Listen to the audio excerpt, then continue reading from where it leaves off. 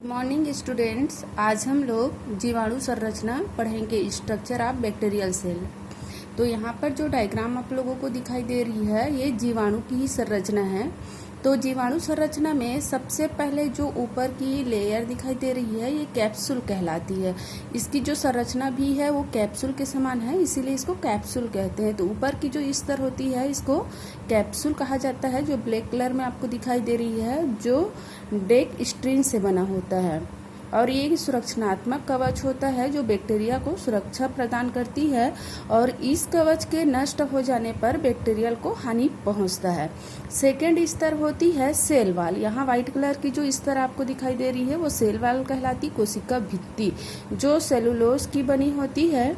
और यह जो बैक्टीरियल सेल होती है उसमें ग्राम जो जीवाणु होती है उसमें 90% पाया जाता है, और ग्राम जो ऋणात्मक होता है, धनात्मक में 90% और ऋणात्मक में 10 से 12% ये पाई जाती है।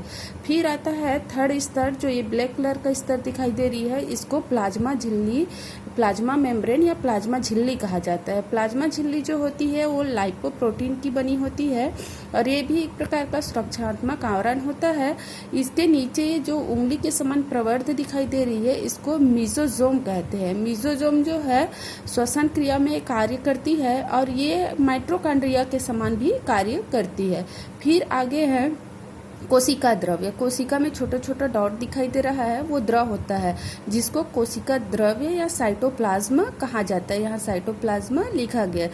साइटोप्लाज्म कोशिका द्रव्य के अंदर बहुत सारे कोशिकांग पाए जाते हैं, जैसे ये डीएनए का फाइबर्स दिखाई दे रहा है जिसको न्यूक्लियोटाइड्स कहते हैं। इसमें फ्री राइबोसोम पाया जाता है, और कुछ ग्रेन्यूल्स भी इसमें पाई जाती है। फिर होता है न्यूक्लियोटाइड, डीएनए। ये जो रस्सी के समान संरचना दिखाई दे रही है, डबल स्ट्रैंड, इसको न्यूक्लियोटाइड्स या डीएनए होते हैं, जो जेनेटिक मटेरियल होती है और जीन का वाहक होता है। इसमें छोटा छोटा ग्रेन्यूल पाया जाता है, और यहाँ पर फ्लैजेला पाया जाता है।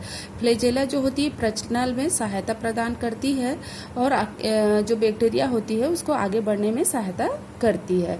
ये छोटी छोटी जो रेशे के समान संरचना दिखाई दे रही है, इसको पीली कहते हैं। ये फाइबर के समान ही संरचना होती है जो प्रजनन में सहायता प्रदान करती है।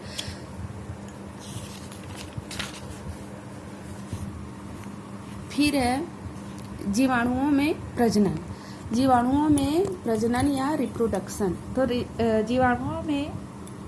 जीवाणुओं में प्रजनन दो प्रकार से होता है, अलैंगिक प्रजनन और लैंगिक प्रजनन। अलैंगिक प्रजनन किसको कहेंगे? जिसमें केवल एक गैमेट्स होती है, और उसके माध्यम से वो विखंडित होकर या द्विगुणित होकर जब प्रजनन करती है तो उसको अलैंगिक कहते हैं। लैंगिक प्रजनन में दो अलग अलग गैमेट्स पाई जाती है, और उसके द्वारा जब प्रजनन क्रिया संपन्न होती है तो उसको अलैंगिक प्रजनन कहते हैं। तो सबसे पहले हम क्या देखेंगे?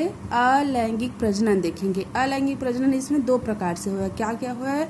द्विविखंडन विधि द्वारा और अंतः बीजाणु द्वारा। तो यहाँ देखो डायग्राम में द्विविखंडन देखो, एक क्या है? एक बैक्टीरियल सेल है। तो बैक्टीरियल सेल में क्या पाया जाता है? बीच में न्यूक्लियर पाया जाता है, न्यूक्लियर। तो सबसे पहले विखंडित होने के लिए ये तैयार होती है, और ये दो भागों में बंटना स्टार्ट कर देता है। देखो यहाँ पर चित्र में दो भागों में ये बंटते जा रहा है। साथ ही साथ ऊपर में जो मेम्ब्रेन पाया जाता है और सेल वाल जो पाया जाता है, उसमें फिर विखंडन के लिए खंड खांच बनना शुरू हो जाता है, और इस प्रकार से खांच अधिक बढ़ते बढ़ते दो भागों में बढ़ जाता है, और एक बैक्टीरियल सेल से दो बैक्टीरियल सेल का निर्माण हो जाता है, जिसको द्विखंडन विधि कहते हैं।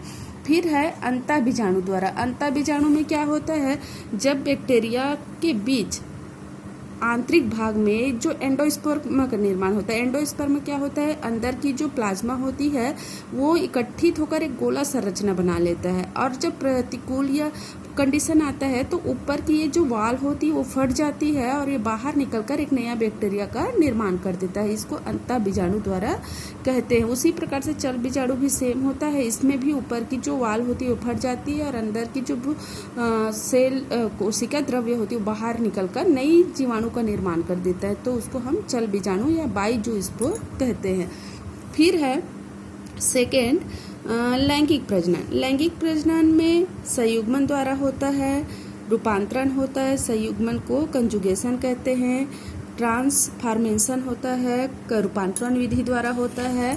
और तीसरा होता है पारक्रमण या ट्रांसडक्शन। तो इसको चित्र के द्वारा से अच्छे से समझ सकते हैं।